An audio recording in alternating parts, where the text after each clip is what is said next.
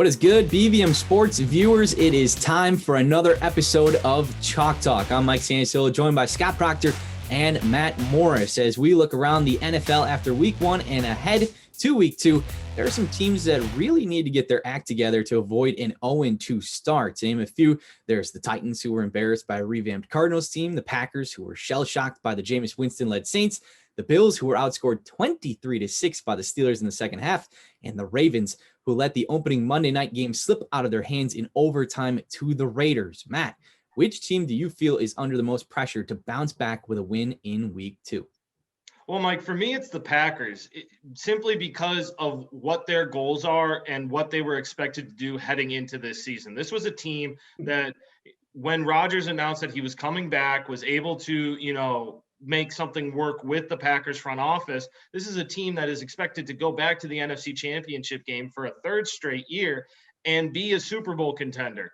On top of that, they were bringing in a new defensive coordinator to fill in for Mike Pettin, who led the Packers defense to a top 10 ranking last season.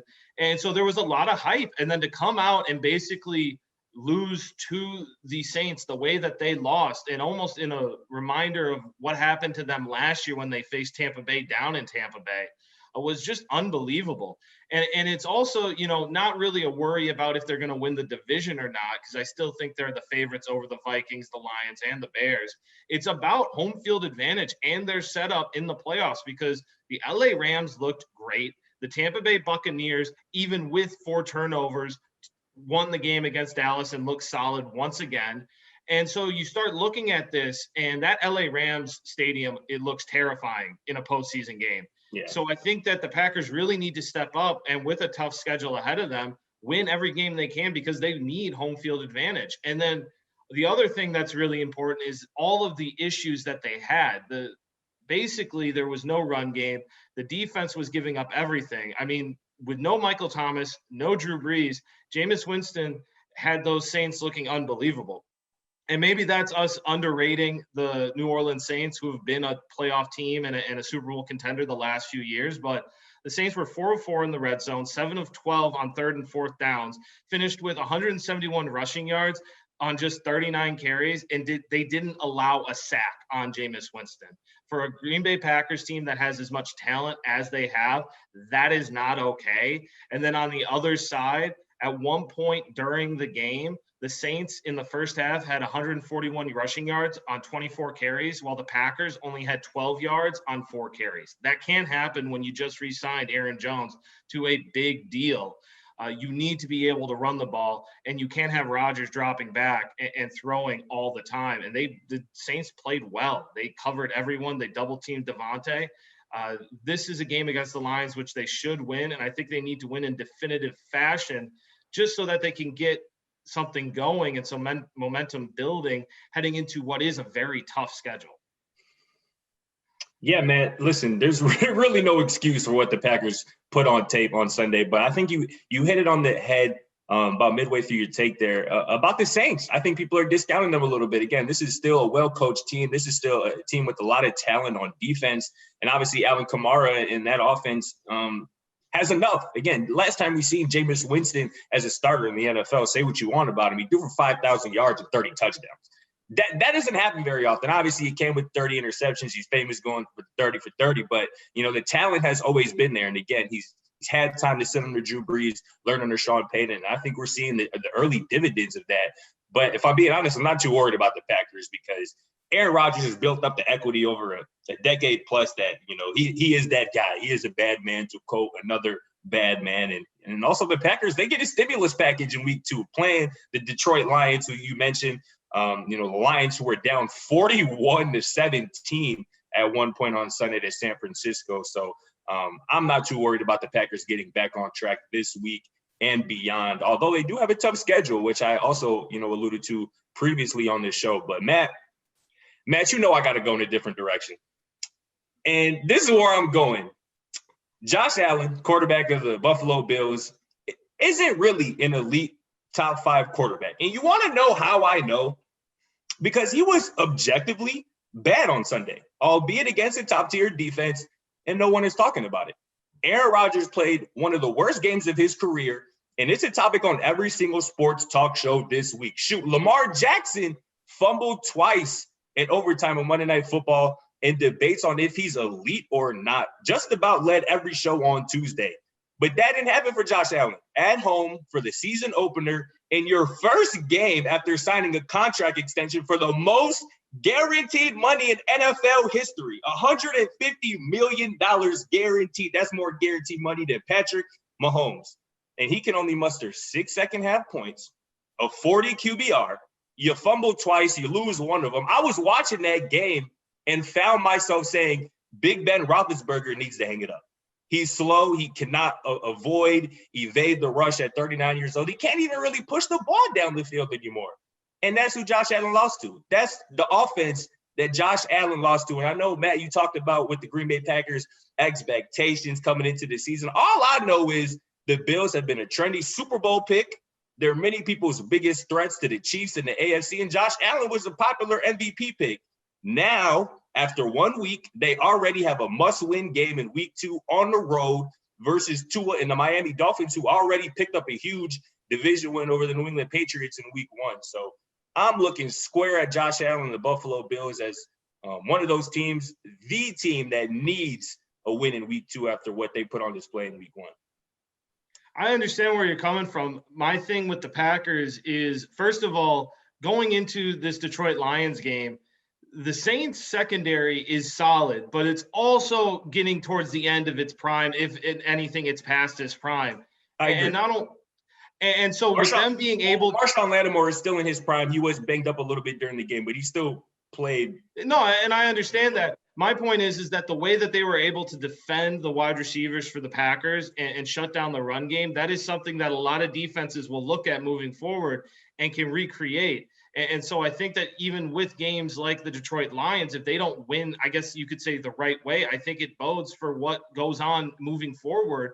And you want to have dominance heading into games against the Cardinals, Seattle, Kansas City. Matt, listen to me, bro. We know, again, we already said it. There's no excuse for what the Packers put on tape on Sunday versus the New Orleans Saints. But I'm willing to say that neither of us are too worried about them in the long haul. I want to hear about your Buffalo Bills, and I want to hear about your guy, Josh Allen. Are you worried about what you've seen on Sunday? No, I'm not worried about Josh Allen yet because he still has what he was able to do last season. Not to mention the O-line had, I believe, 6 penalties in that game. They accepted 4 of them. This was all around the Bills not stepping up to the plate and taking advantage of a chance to beat the Steelers, who, as much as we talk about underrating the Saints, the Steelers still, to that point, have a great defense. Yep. They have the weapons on the outside. Ben Roethlisberger apparently can still throw just enough to make it happen.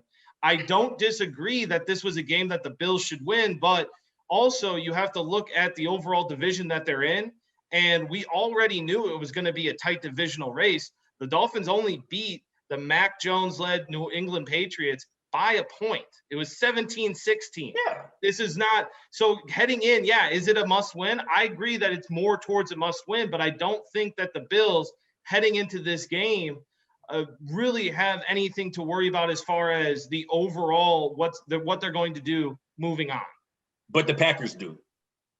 I think that the Packers, when you lose 38-3 – 38-3 and your MVP quarterback throws 2 interceptions. Yeah, I get whether you want to admit to it or not, that's something. And yes, the Packers have always bounced back and they've always had, something to stand on. And I agree that they've earned our, understanding and not being worried. But at the same time, how many times does that have to happen where, all right, something continuously is happening where the Packers have these issues where I hear them talking about energy. If the energy wasn't there, we didn't have the momentum.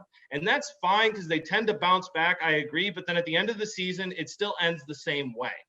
So if this is going to be what this Packers team is, that is a concern, especially when out of all of the top playoff teams and the tough schedule they have ahead of them, the Saints was probably going to be the easiest of teams that are going to be over 500. And so – yeah, I mean, I completely understand that. Again, the Packers have some, reflection to do They have to come out and put a better brand of football on tape here on Monday night against the Detroit Lions. But my biggest thing here with the Buffalo Bills, like I said, all offseason, I've heard the Buffalo Bills mentioned as a Super Bowl contender. I've heard Josh Allen mentioned as an MVP contender. MVP contender. And again, if we're going to sit here and just use the excuse that the Buffalo Bills played a great defense, which they did, I'm just not here for it because, Dak Prescott played a good defense on Thursday Night Football, played well. Russell Wilson played a good defense on Sunday in Indianapolis, played well. Justin Herbert, who we just talked about, played a great defense in Washington, played well. So I'm not here for that excuse. Josh Allen, Buffalo Bills better come to play week 2. And then again, if we're using this good defense, there are some good defenses in the AFC East, if I'm not mistaken, with the New England Patriots and the Miami Dolphins. So I'm interested to see how Josh Allen and the Buffalo Bills bounce back in week 2. I got some gripes with the quarterback play of both the teams that you're mentioning here. I think one of the interesting things, though, is the fact that the Packers allowed Jameis Winston to have arguably the most efficient game of his career, and the fact that if you take away his 155-yard touchdown pass to Deontay Harris, he had less than 100 yards passing, if you remove that, and 4 other passing touchdowns. Ridiculous. You can't allow that to Jameis. No. You can let Alvin Kamara maybe go off for 100-plus yards and a few touchdowns, but Jameis Winston should not be that efficient in that offense. We haven't seen him do it. He was, borderline, hot or cold anytime he was in Tampa, like Scott, you were saying 30 and 30, if he was going to throw for 5 touchdowns, he was probably going to have close to 5 interceptions. And then to flip that on its head, Rodgers, I think he had fewer passing yards, no passing touchdowns, and 2 interceptions in that game. So he looked awful and didn't. And we have to, and I actually would like to talk about this and hear Matt's thoughts on this as well.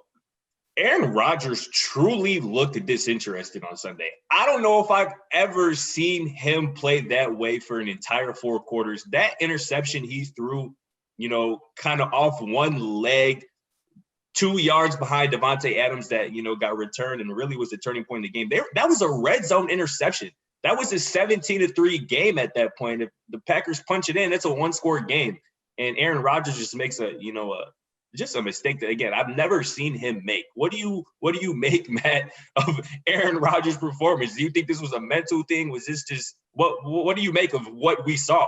Well, first of all, to answer something Mike talked about with Jameis Winston, and just to double down on his point, at least when Jameis Winston was going 30 for 30, he had Mike Evans. Like, he had a top wide receiver. He had no Michael Thomas. I believe it was Juwan Johnson was his big wide receiver, caught 2 touchdowns in that game. So that's even more worrying that he was able to do that with a receiving core that it doesn't feature a superstar, I would say. As far as the Aaron Rodgers thing, that you're absolutely right, Scott. It did seem a little disinterested. It almost seemed a bit phone in. A guy that isn't as competitive as Rodgers is, it's not something you expect out of him. I don't have an answer for you as of right now. Aaron Rodgers is probably one of the hardest guys. And I've stood next to him in the locker room and heard him talk. And he's one of the hardest guys to kind of understand where he's coming from or what's going on in his head. I don't think his competitive nature will allow him to have another game like this. And so, to your point, I don't expect Rodgers to play as bad as he did this game, and I think he'll bounce back from this.